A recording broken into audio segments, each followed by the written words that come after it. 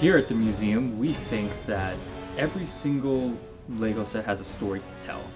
And that's kind of why this chapter is called Stories at the Museum. Going over the interesting build features and details that you might not know of, and also the kind of stories that they might be hiding within. Everybody has a different aspect of LEGO that draws them in, whether it be the super bright and colorful store, or the idea of putting together something with 100 different pieces to create something new, or being fans of the original IP that influenced that particular set. For us at the museum here, we are drawn to large-scale sets. The ones that make you stop, just take a few seconds, and stare. On today's Stories at the Museum, we will dive into the history and lore behind one of these seemingly larger-than-life sets. Any Star Wars fan would be hard-pressed to say what vehicle is the Star Wars vehicle. The representation of the flagship ship of the entire Star Wars universe. There are too many answers and too many possible combinations of answers. Here at the museum, we'll eventually be able to tell the stories of every single one of the Star Wars flagships, ships that we have here. Well, only if it has a LEGO set of it. For today, we will be looking at the legendary Imperial Star Destroyer. In Star Wars lore, the Imperial Star Destroyer was the chief warship of the Imperial Navy, and a symbol of the power of the Empire. The sheer menace of these ships would cast a literal and figurative shadow over the Empire's subjects, enemies, planets, other ships, what have you. A single Star Destroyer was feared enough to be considered capable of overwhelming a small planet, while several Star Destroyers could be considered a valid threat to any planet with a major civilization. An interesting fact to note is that the early versions of the Star Destroyers were used during the Clone Wars. This Venator class Star Destroyer was equally as well regarded by fans.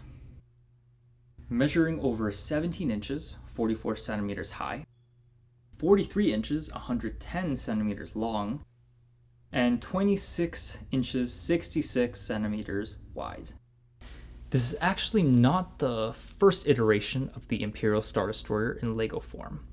A UCS version predated this, coming out in 2002. I can't overstate how insanely cool this set must have been when it came out. A ship of this unique shape and size, truly it's hard to comprehend. Needless to say, I had a similar reaction when seeing the new UCS Star Destroyer for the first time in store. The iconic first shot of the New Hope showcased the immense size of the Star Destroyer. The Tantive IV looked absolutely tiny in comparison. Escape seemed futile, setting the tone of the rest of the film and establishing the overwhelming might of the enemy our protagonists were faced with. Early drafts of the Star Wars script called for 4 Star Destroyers to be chasing the Tantive IV.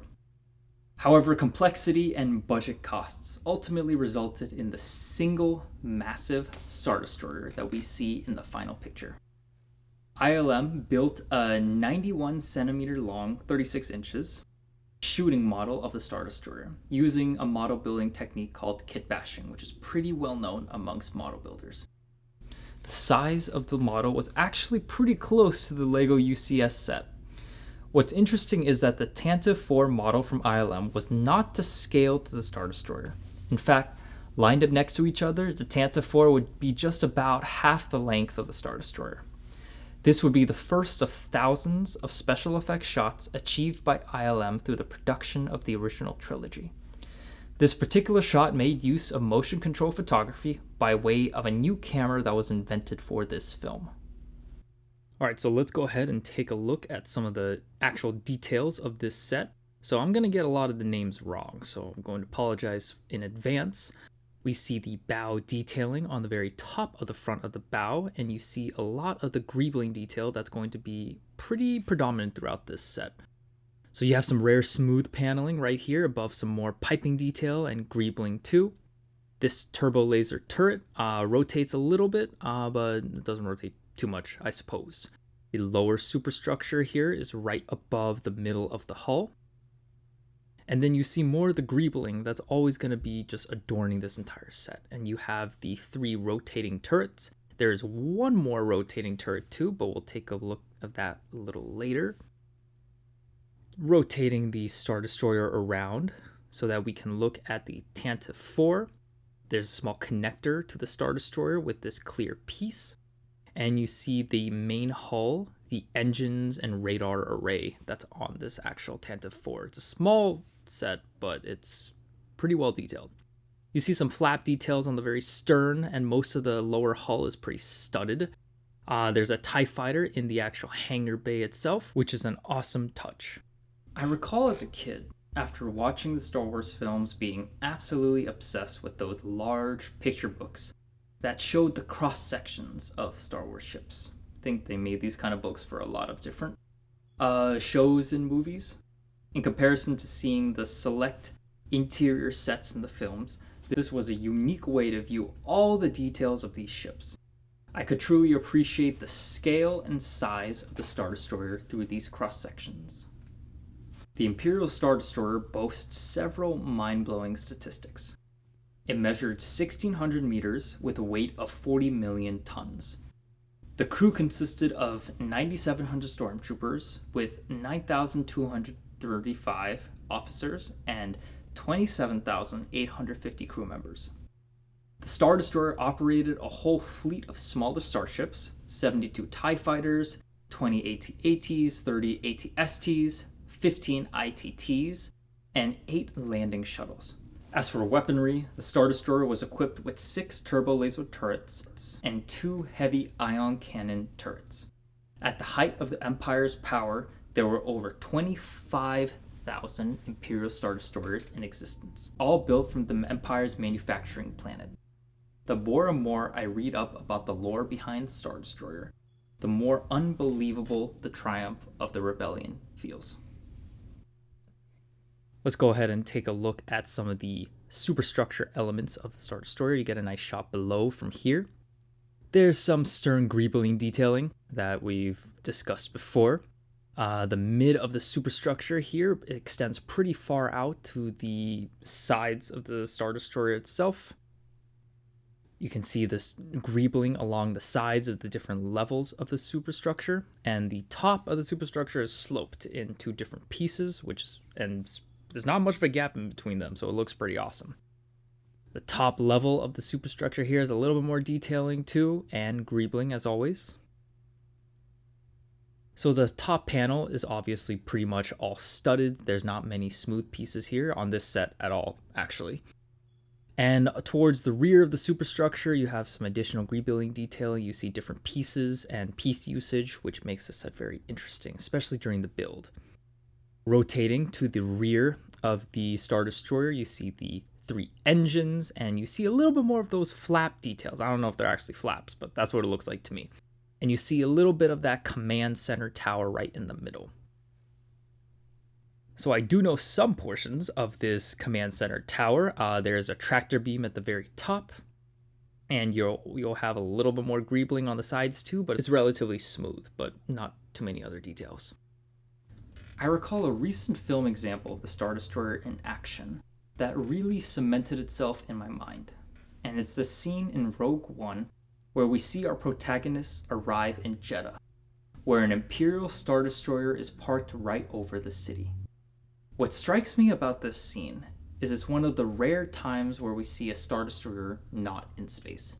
The scale of it looks so much more impressive when it's flying pretty close to the surface of the planet rather than when it's in orbit. You get a sense of scale with other landmarks and such. Science fiction always has some basis within scientific fact, although pushing the boundaries of what we know as reality is kind of the point. An apt example is none other than the concept designer for the Imperial Star Destroyer, Colin Cantwell, who worked for NASA in the 1960s and subsequently served as a concept artist for 2001: The Space Odyssey, and then ultimately went to Star Wars. He helped design many of the famous Star Wars ships, including the Star Destroyer. And if you ever thought about what it would take to build a Star Destroyer in our time, Forbes actually did the math to figure it out. So finishing up with the other smaller details of the Star Destroyer, you see the top of the tractor beam has some, kind of greebling details too. Turning it around so we can look at the front of the command center, you see a lot of detailed greebling here. And some of the top panels of the command center does have, you guessed it, more greebling. So a lot of different piece usage here on this particular set. Makes the build pretty interesting. Now on the sides of the command center, the paneling is relatively smooth. Like we said before, there's not too many greebling elements here, and I think that's kind of nice, keeping it pretty clean, though I imagine on the actual Star Destroyer there was a lot more piping and details like that. On the rear of the command center tower, you have some vent tube details and some smaller greebling elements too. Then now we can take a look at the actual engines themselves. So rotating the Star Destroyer here so you can get a better look. There's 3 primary large engines and 4 smaller secondary engines. Not really 100% sure which functions are which, but we can, at least take a guess, I suppose. So the large engine has some exhaust details and a nice engine core piece. The smaller engines also have a fair amount of details, but definitely not as large as the large engine. So we'll go ahead and turn the Star Destroyer back around. The Imperial Star Destroyer is sure to take its place in the upper echelons of UCS Star Wars sets.